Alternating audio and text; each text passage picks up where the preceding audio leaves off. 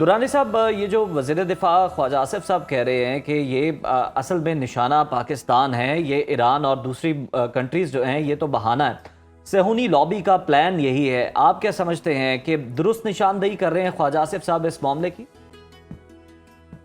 بسم اللہ الرحمن الرحیم۔ دیکھیں، اسپیکولیشنز تو ہو سکتی ہیں اور بات کی بھی جا سکتی ہے، دوسروں کی انٹینشنز کو بھی ایلیبوریٹ کیا جا سکتا ہے، لیکن اس وقت تو جو ملک نشانہ بنا ہوا ہے اس کو تو نشانہ ہی سمجھا جانا چاہیے کہ اس وقت دنیا کے دو طاقتور ترین افراد نے جو خود ایپسٹین فائل کے اندر جن کا اپنا کردار ایکسپوز ہو چکا ہوا ہے، انہوں نے پوری دنیا کے امن کو جو ہے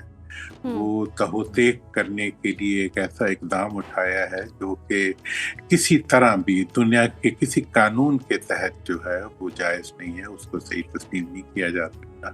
میں سمجھتا ہوں کہ وہ جو کچھ کہہ رہے ہیں کہ پاکستان نشانہ ہو سکتا ہے، ڈیفینیٹلی اگر اسرائیل جو ہے وہ ایران کے اندر اس کا انفلوئنس بڑھتا ہے تو پھر ہمارے بارڈر تک بھی اسرائیل پہنچ جاتا ہے، اور یہ بھی ایک حقیقت ہے کہ پاکستان نے آج تک اپنی بیسٹ ڈپلومیسی کے ذریعے دنیا کے اندر ہمیشہ ایک مایہ ناز کردار ادا کیے، اور ابھی بھی اس کا ڈپلومیٹک جو رول ہے وہ اپریشیبل ہے۔ اور ایٹ دی سیم ٹائم جو پاکستان نے واحد نیوکلیئر کنٹری ہوتے ہوئے دنیا کی، اس نے اپنے آپ کو کسی ایسے ٹکراؤ میں نہیں الجھایا، کیونکہ پاکستان سمجھتا ہے کہ دنیا کے چیلنجز کا مقابلہ نہ نعروں سے دیا جا سکتا ہے، اور مڈل ایسٹ کے لیے بھی یہ پیغام ہے، نہ دولت کے انباروں سے دیا جا سکتا ہے۔ جو ٹیکنالوجی اور جو طاقت کا مقابلہ کرنے کے لیے تدبر، حکمت اور ملٹری مائٹ کی ضرورت ہوتی ہے۔ ہمیں بہت زیادہ کے بارے میں سبق پڑھائے جاتے تھے کہ جی یہ تو ایک ویلفیئر اسٹیٹ تھی، اس کو آپ نے ایک ایسی اسٹیٹ بنا دیا جو کہ بالکل جو ہے جس کے کنٹرولز کے اندر بہت زیادہ انفلوئنس ہے آرم فورسز کا۔ لیکن میں اگر ماضی کی تاریخ میں بھی جاؤں، ہم نے ہمیشہ دیکھیں افغانستان میں رشین انٹروینشن سے لے کے امریکن انٹروینشن سے لے کے آج تک ہم نے ہر مشکل ترین دور کے اندر اپنے آپ کو اپنے دوستوں کی مدد سے حکمت اور تدبر سے آگے نکالا ہے۔ اور میں سمجھتا آپ سیاسی اختلافات ہیں اس وقت، ایک ہی میرا تو جو سب سے بڑا مجھے دکھ ہے وہ یہ ہے کہ جس طرح سے ہم نے اپنی سرحدات کو محفوظ کیا ہے، کاش کہ ہم اپنے اندرونی اختلافات کو بھی اسی طرح ختم کر کے اپنی گورننس کو اور اپنی معیشت کو سنبھال سکتے۔ تو یہ ہے کہ ہماری جو قیادت بالکل درست فرمایا دورانی صاحب آپ نے۔ پاکستان کے اطراف میں جنگ لگی ہوئی ہے، ایک محدود جنگ افغانستان کی طرف سے پاکستان پر بھی مسلط کی گئی ہے۔ سیاسی قیادت آپ کو اس بحران سے نمٹنے کے لیے کتنی تیار نظر آتی ہے؟ دیکھیں، میں تو آپ کو پتہ ہے پہلے بھی میں نے یہ بات کی تھی، اور پچھلے ایک ماہ سے تو میں مسلسل کہہ رہا ہوں کہ ہمیں فوری طور پہ اس وقت پاکستان کی سیاسی قیادت کو اور حکمرانوں کو بغیر کسی توقف کے پاکستان میں نیشنل یونٹی گورنمنٹ فارم کر دینی چاہیے، اور یہ اختلافات کو بڑھانے کا اور ایک دوسرے کو تانے دینے کا اور ایک دوسرے کو جو ہے وہ نیچا دکھانے کا وقت نہیں ہے۔ یہ ملک کی سالمیت اور ملک کی حفاظت کے لیے ہاتھوں میں ہاتھ ڈال کے کھڑے ہونے کا موقع ہے۔ اور آپ دیکھ لیں کہ جب مارکہ حق ہوا تھا، اس کے اندر پوری قوم اپنی افواج کے پیچھے کھڑی ہو گئی تھی، اور کسی طرح سے بھی کوئی کمی نہیں ہوئی تھی۔ اور آج دیکھیں، اس وقت ہم کم و بیش ایک مطلب درمیانی یا حقیقی یا چھوٹی تھرڈ ورلڈ وار کی طرف بڑھ رہے ہیں۔ پوری دنیا کے اندر مڈل ایسٹ جو کبھی ہمارے لیے ایک گلیمر ہوتا تھا اور ہمارے پیسے والے اور ہمارے حکمران جا کے وہاں پراپرٹیاں خریدا کرتے تھے، آج انہیں پتہ لگ رہا ہے کہ پاکستان کو وہ پراپرٹیاں نہیں بچا سکتی، اور انہیں بھی نہیں بچا سکتے۔ اب جس چیز نے پاکستان کو بچایا ہے وہ پاکستان کی عوام ہے، پاکستان کی مڈل کلاس اور لوور کلاس سے تعلق رکھنے والی پاکستان کی افواج ہے، اور پاکستان کے وہ جوان ہیں جو اپنی جانوں کے نذرانے دے کے دہشت گردی سے بھی لڑ رہے ہیں، اور دشمن کے جتنے بھی پاکستان کے اوپر تعرض ہیں، حملے ہیں، ان کا مقابلہ کر رہے ہیں۔ تو لہٰذا آج جو ہے بھی تمام تر جو گریوٹی ہے اور جو بھی انٹرنیشنل آنے والے واقعات ہیں ان کو دیکھتے ہوئے میں کہتا ہوں کہ ہمیں بلا تاخیر نیشنل یونٹ سمٹ کی طرف جانا چاہیے، اور اگر حکومت نہیں کرتی تو پھر ہمارے پاس شاید کوئی چانس نہ ہو، کوئی نہ ہو کہ ہم چرچل کی طرح جنگی کابینہ بنا کے پاکستان آنے والے چیلنجز ہیں. دیکھیں افغانستان کے اندر ٹرائیکا بیٹھا ہوا ہے، انڈیا، اسرائیل اور افغان خود جو ہے وہ پاکستان پر وہ چیلنجز دے رہے درانی ہیں. صاحب ادھر سے بالکل یہ ایران چیلنجز موجود ہے، اور آپ نے بتایا کہ سب سے پہلا کام تو ہمیں یہ کرنا چاہیے کہ ہمیں آپس میں متحد ہو جانا چاہیے، جو کہ بڑی صائب تجویز ہے موجودہ صورتحال کے تناظر میں. دوسری طرف سے اگر ہم دیکھیں انٹرنیشنلی تو پاکستان کو ایموشنل کی بجائے کیا لاجیکل اپروچ جو ہے، ریشنل اپروچ جو ہے وہ اپنانے کی ضرورت ہے ان تمام تر معاملات کے اندر، اور پاکستان کو اپنا کردار کیا رکھنا چاہیے؟ آپ کیا سجیسٹ کرتے ہیں؟ دیکھیں پاکستان کا اگر میں بغیر دیکھیں میں تنقید برائے تنقید پہ یقین نہیں رکھتا. میں سمجھتا ہوں کہ ان میں پاکستان نے ڈپلومیسی کے اندر بہت حکمت اور تدبر کا مظاہرہ کیا، بالکل. اور اس وقت کے تمام جو حالات ہیں ان کی پشت پہ چھپے ہوئے خطرات کو محسوس کرتے ہوئے پاکستان جو ہے وہ ایک ایسی حکمت عملی کے ساتھ چل رہا ہے کہ وہ ایک طرف تو اپنے اصولی موقف پہ قائم ہے اور دوسری طرف وہ کسی غیر ضروری ٹکراؤ کے اندر اور کسی غیر ضروری الجھاؤ کے اندر اپنے آپ کو نہیں الجھا رہا. اس وقت پاکستان کو ایران کے اندر، جبکہ وہ ایک اتنے بڑے سانحہ سے گزرے ہیں اور اس کے باوجود وہ ایک مضبوط بنیاد پہ کھڑے ہو کے بات کریں، ہمیں ایران کے عوام کو مکمل تائید کا،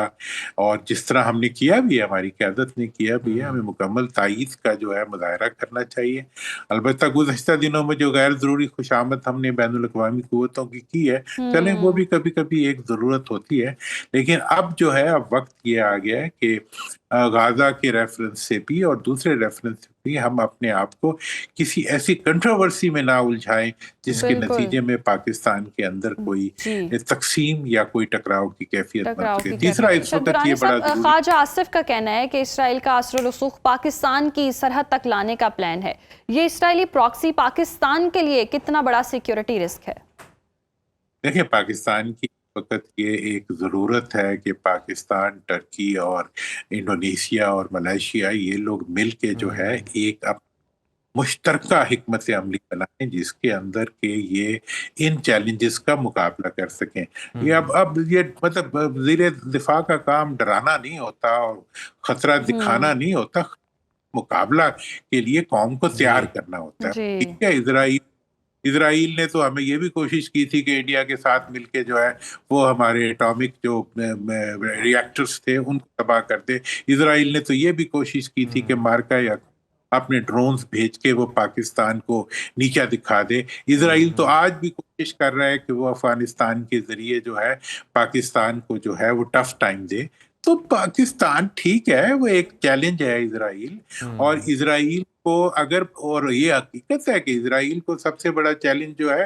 وہ پاکستان ہی لگتا ہے، لیکن اسرائیل کو پاکستان کے سامنے کوئی وزیر دفاع بھوت بنا کے پیش کرنے کی کوشش کریں. ہم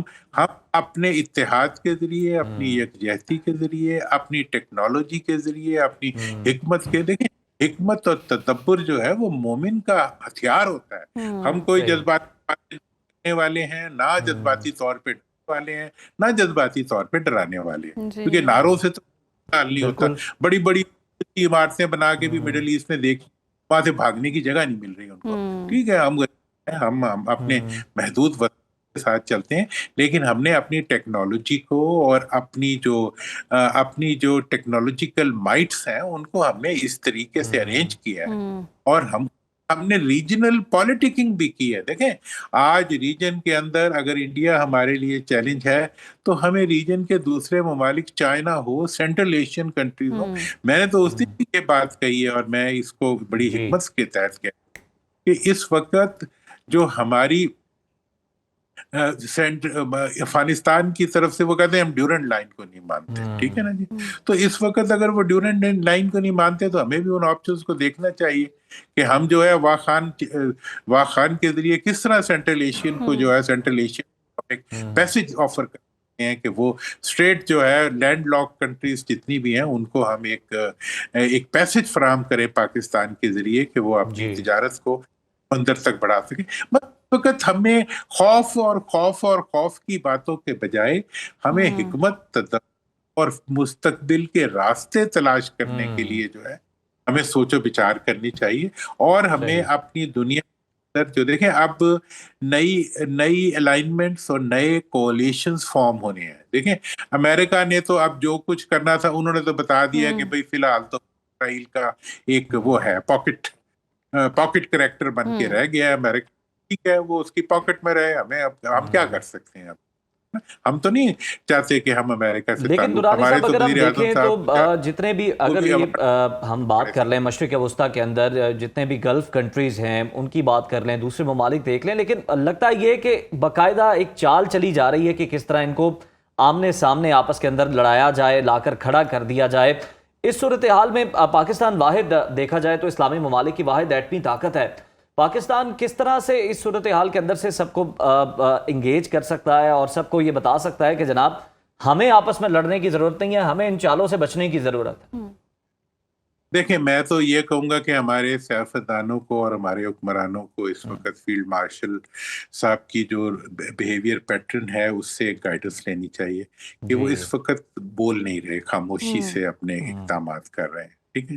हमें इस वक्त जो साइलेंट डिप्लोमेसी है और ट्रैक टू डिप्लोमेसीज के जरिए जो है हमें एक मुस्बत रोल प्ले करना चाहिए। हमारे जो ज़्यादा बोलने वाले लोग हैं उनको अपना बोलने की रफ्तार और बोलने का जो वो है वो थोड़ा कम कर देना चाहिए। इस वक्त हमें कोशिश ये करनी चाहिए कि हमारा फॉरेन ऑफिस इस वक्त जो है वो काफ़ी प्रोएक्टिवली और काफ़ी जिसे कहते हैं जी रिस्पॉन्सिबली जो है वो काम कर रहा है, वो इस काम को जारी रखे। और इस वक्त मिडल ईस्ट के अंदर अब देखें, हमने बड़ी कोशिश से मिडल ईस्ट और ईरान के दरमियान जो डिफरेंसेस थे उसके अंदर हमेशा उनको ब्रिज करने की कोशिश की है। और इस वक्त अनफॉर्चुनेटली जो हालात डेवलप हुए हैं उसके अंदर वो स्ट्रेसेस बहुत बढ़ गई हैं। लेकिन